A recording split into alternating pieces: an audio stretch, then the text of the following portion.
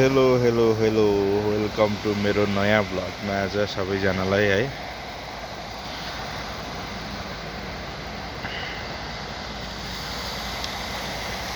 आज स्पेसल्ली हाम्रो नेपाली दाजुभाइ तथा दिदीबहिनीहरूको लागि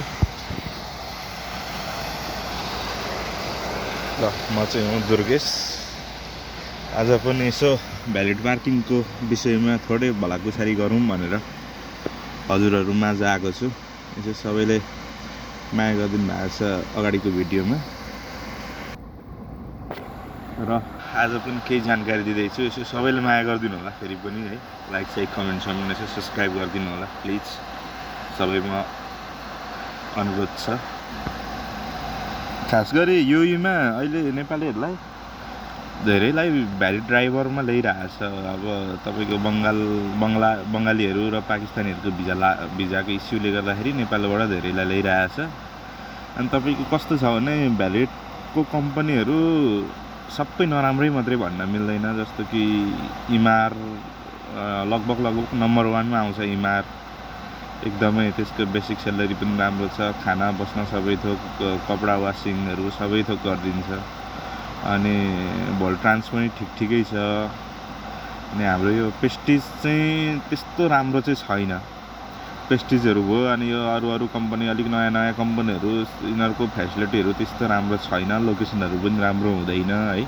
हामीलाई नेपालदेखि ल्याउने भनेको होटलमा 5 स्टार होटलतिर, 5 स्टार रेस्टुरेन्टतिर अनि सपिङ मलतिर, ठुल्ठुलो सपिङ मलतिर भनेर ल्याउँछ। तर त्यो भने जस्तो हुँदैन। यहाँ आएर जहाँसुकै हाल्न सक्छ।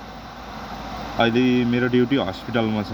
यो हस्पिटल आर्मी हस्पिटल हो। यहाँ त्यस्तो धेरै मान्छे त टन्नै आउँछ। भिआइपी मान्छेहरू आउँछ, तर गाडी उनीहरू आफै पार्किङ गर्छ। अस्सलाम वालेकुम। हामीलाई खासै पार्किङ गर्न पनि लाउन्न। त्यही भएर विचार गरेर आउनु होला है। तपाईँको हाम्रो कम्पनीले चाहिँ मेन हाम्रो अफिस अबुधाबी हो, जहाँ पनि हालिदिरहेको हुन्छ कि। कहिले शारजा, कहिले दुबई, कहिले अलाइन, सबैतिर कुदाउँछ। अनि तपाईँको सानो स्क्रचहरू आयो भने सबै ड्राइभरकै जिम्मामा हुन्छ, कम्पनीले हेर्दैन होइन। एउटा सानो स्क्रच मिस्टेकली स्क्रच भयो भने कमसेकम पनि 450 रुपियाँ कम्ती भनेको फाइन त्यति आउँछ। अनि ठुल्ठुला स्क्रचहरू भयो भने झन् डेन्जर हुन्छ होइन।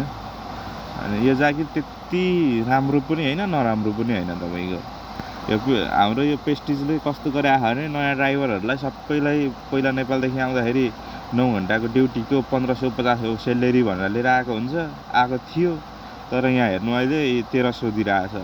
केटाहरूको रुवाबासी भइरहेछ। 15 घन्टा ड्युटी गर्दाखेरि 1500 दिन्छ। अनि लाइसेन्स कम्पनी निकाल्दै हुन्छ होइन। अनि त्यसमा मन्थली डिडक्सन गर्दाखेरि तपाईँको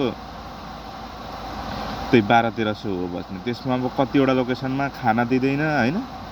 अनि खानु पऱ्यो यताउता गर्दाखेरि नेपाल त त्यही 1000 हो पठाउने भनेको। सबै लोकेसनमा टिप्स पाउँदैन। यो लोकेसनमा टिप्स नै हुन्न। हामी 2 जना छौँ होइन। 2 जनालाई तपाईँको कहिले 15 हुन्छ, कहिले 20-25 हुन्छ 2 जनाको गर्दाखेरि। अनि खानालाई पनि धौधौ पर्छ। नेपाल पठाउने भनेको त्यही 40-45 हजार हो महिनामा। अनि गाह्रो छ यो भ्यालिडमा आउनलाई होइन। सोचेर सम्झेर आउनु होला। भरिसक यो सानो नयाँ कम्पनीहरूतिर नआउँदै ठिक हुन्छ। भोल्ट्रान्स, इमारहरू, अनि अर्को एउटा कम्पनी छ, मैले अहिले ठ्याक्कै बिर्सेँ। अनि यो 2-3वटा कम्पनीहरू छ राम्रो। तिनीहरूमा आउन सक्नुभयो भने त्यो चाहिँ ठिक छ, बेस्ट छ होइन। अरू त यो सानो नयाँ कम्पनीहरूमा तपाईँहरू होटलमा, सपिङ मलतिर भनेर ल्याउँछ। भरे तपाईँलाई जहाँ पनि हालिदिन सक्छ। हुँदा इभेन्टहरू हुन्छ, जस्तो मान्छे मरेको ठाउँहरू हुन्छ, कसैको बर्थडे पार्टीमा हुन्छ, त्यतातिर पनि हालिदिरहेको हुन्छ क्या। अनि त्यसको लागि चाहिँ अलिकति सोचेर सम्झेर आउनु होला। नेपालका दलहरूले जति जेसुकै भने पनि तिनीहरूको कुरा एकरति विश्वास नगर्नु होला। यहाँ आएपछि कम्पनीले तेरो मेन पावरलाई भन्छ, दलहरूले फोनै उठाउँदैन। त्यो हुन्छ है कारण चाहिँ। अनि हामी साह्रै नमजाले फस्यौँ। 1550 बेसिक सेलेरी भनेर लिएर आयो। अहिले हेर्नु 12 घन्टाको जम्मा 1550 दिइरहेछ। धेरै गाह्रो छ। सोचेर सम्झेर आउनु होला सबैमा। त्यही है। माया गरिदिनु होला, प्लिज सब्सक्राइब हानिदिनु होला। तपाईँको एक सब्सक्राइबले फेरि अर्को भिडियो बनाउने मलाई जाँगर चल्नेछ है। हस्, धन्यवाद भिडियो हेरिदिनु भएकोमा।